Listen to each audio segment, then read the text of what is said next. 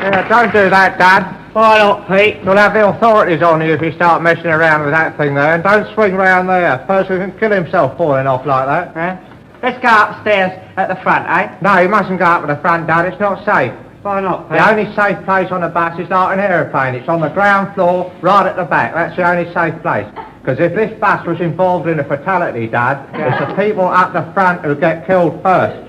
Well, you get killed at the back anyway, don't you? No, but you get killed about 2 seconds later, you see. And for all you know, during those last 2 seconds, you might have an amazing religious experience. An amazing revelation what the four blokes at the front wouldn't have had. Yeah. That's the reason why you go in the back, you see. After, we'll sit up here then, eh? All right. Yeah. What time's the bus leave, Pete? About 15 minutes. I like to get here early so as to get this seat. The only safe seat in the bus, Dad. Yeah, it is. Of course, you know, I really look forward to these Saturday evening outings, you know. I reckon the holiday roustabout is a real bargain. It's a real bargain, Dad. The green holiday roustabout is a boon to the traveller, if that's what you mean. It's a real boon. Do you realise for 7 and 6pence you have access to 140,000 miles of British roadway with an unparalleled view of the lovely English countryside. Of course, the only trouble is you're not allowed off the bus. Otherwise you forfeit your ticket, you see. So most people have to give up after a couple of days. Of course, it'd be all right if they had facilities on the bus, wouldn't it? Well, Dad, if they had facilities on the bus, people would be on for years on end. That's why they don't have facilities on the buses.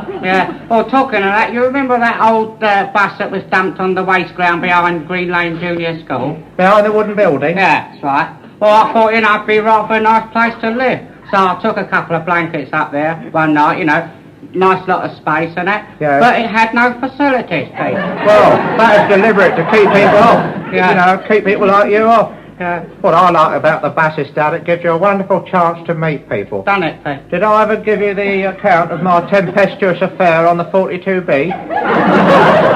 They've discontinued that route, haven't they, Pete? Yeah, due to the incident I'm about to relate. I used to go on a 42B, I think it was spring of 1948. Yeah.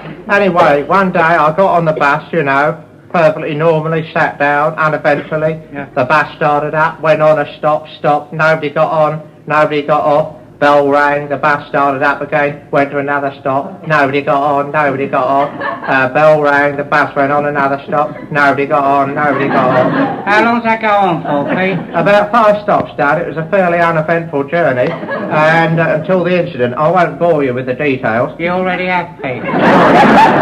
Anyway, after about 6 stops, suddenly this uncannily beautiful woman with incredibly sensuous looks about her got onto the platform of the bus. Tempestuous beauty. A tempestuous beauty, Dad, of a type rarely seen. Yeah. Anyway, I thought hello, you know. Yeah. What, you said hello to her, did you? No, I thought hello. I thought I'd play it very cool, Dad. Play it cool, boy. Yes, Play you it have, cool. you have to play it very cool with women if you're going to get anywhere, you see. Yeah. Anyway, I could immediately see what she was after. Yeah. Stood out a mile what she was after, that one, you know. Yeah. Because she gave me a fleeting glance. What, like that? Slightly more fleeting than what you've just done. Like that. I've ripped my neck, Pete. Yeah, similar to what you did without the ricking. Anyway, she gave me this fleeting glance and I was immediately aware of what she wanted, Yeah. so I looked the other way. So she went upstairs immediately. Oh? I thought, funny. Funny, Her upstairs, me sitting downstairs, funny. Her upstairs, me down, funny. Stands for reading what she You does. down here, Her up there. upstairs, funny. What she's after. Funny, yeah. I knew what she wanted. Yeah. So sure enough, about 5 stops later, she come down the stairs, got off the bus without even looking at me. Oh, yeah. I thought I'd play it very cool. Yeah. So I went on another 4 stops, got off down at Green Lane, and I never seen her again. It was just one of those things, Dad, you know. Yeah, just one of those crazy flings. A trip to the moon on gossamer wings. Just one of those things. Oh, yeah. It's a bloody stupid song, isn't it? A trip to the moon on gossamer wings. You wouldn't stand a chance with gossamer wings getting up to the moon, hovering about in space with your gossamer wings. Very unlikely. That's why Britain's lagging behind in the space race, Dad. Imagine them saying, here, Philpott, here, Jarvis, here's the government-issued gossamer wings. Get up on the moon. Bloody hopeless. Of course, you know, Pete, you've got you've got a way with birds that I haven't got. Yeah, But, I have, yeah. Did I tell you about that girl, Joan Harold, who I used to know? She used to travel on the 148 bus route a lot. Wasn't she the tempestuous gypsy beauty with raven hair down to her waist? Yeah, delicately boned hands. Alabaster body, perfectly formed. Thrusting through her dress. Yes, I'm Joan Harold. Joan Harold, Yes, that's right. Joan Harold, thrusting through the That's dress. right, Joan Harold. Joan Harold. Well, anyway, as you know, or as you don't know, she used to travel on a 148 bus. Of course At she 6 did that, o'clock yeah. 6 o'clock every evening, she used to get a 148 bus home. Well, I used to leave work about 5 o'clock, as you know, about 10 miles from where she was, anyway. But I always felt I had to see her. So what I used to do, I used to come out of work. Yeah. I used to get a 62B up to Chapel Heath Merry Fiddlers. Yeah. Then I used to go down the hill and get the 514 trolley down to Rainham Crescent. Yes. Then I used to go over by the railway bridge and go cross those fields by the dye works. Yes.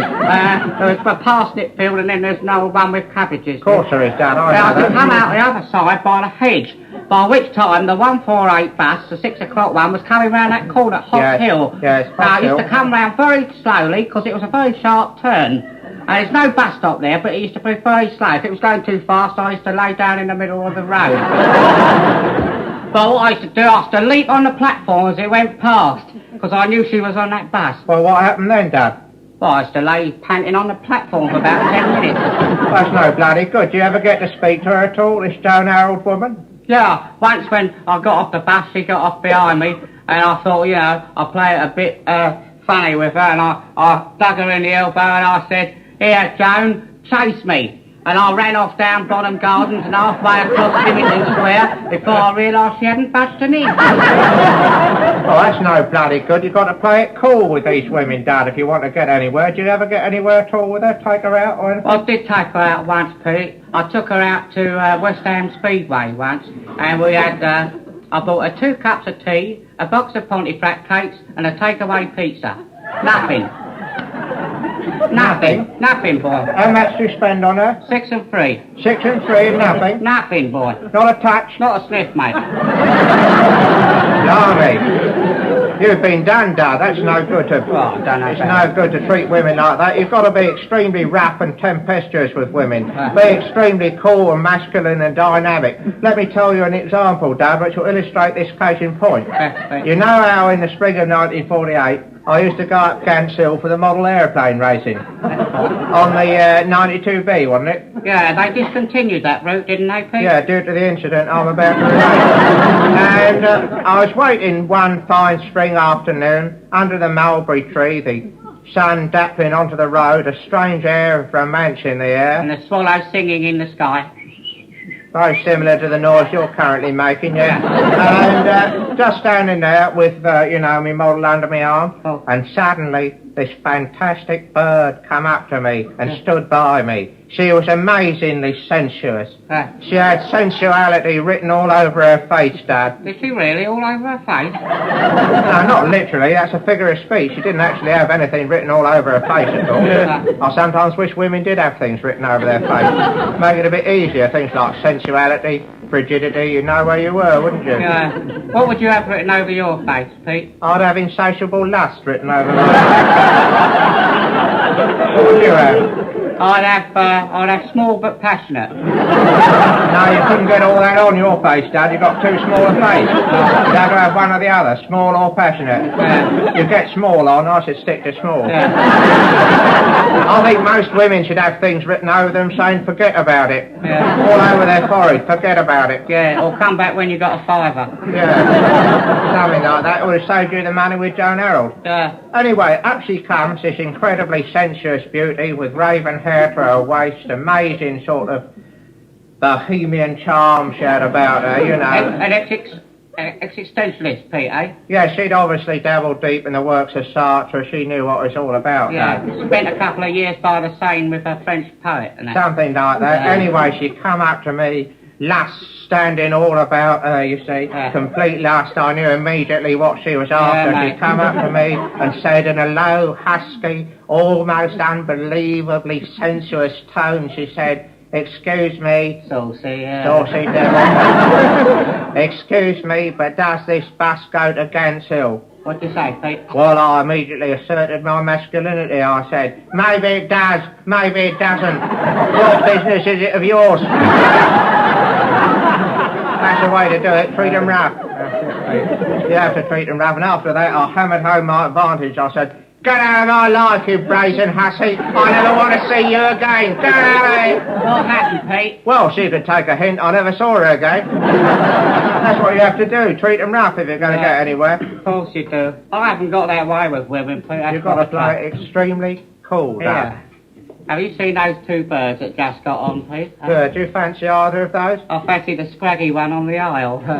You fancy the thin one? Yeah. Well, she can be yours in a matter of moments, Dad. Yeah? If you just play your cards right, the thin one. All you have to do is go up to her, say something ironic to establish your amazing masculinity, you see. Right. Go up, she's fairly thin, isn't she? Yeah. Or say something ironic like, hello, fatty. Then an ironic comment on the fact she's thin. Yeah. Then say to her in a rough, brutal way, like James Cagney used to do, go up to her and say, how about a bit of passionate love with me? You think that'll work? Well, I should think so, yeah. Just be very masculine, aggressively so. I'll try it, shall I? Go on. Hello, fat face. How about what? A bit of passionate love. How about a bit of passionate love with me then?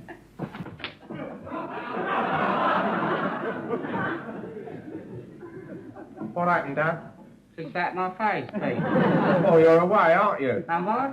Physical contact after such a brief meeting, yeah. That's the way to do it, Dad. Now you've got to play it extremely cool. Why don't we go upstairs and ignore them for about 10 stops? Play it cool, Play it cool. It's the only way to do it, Yeah, Dad. all right. How do we get up the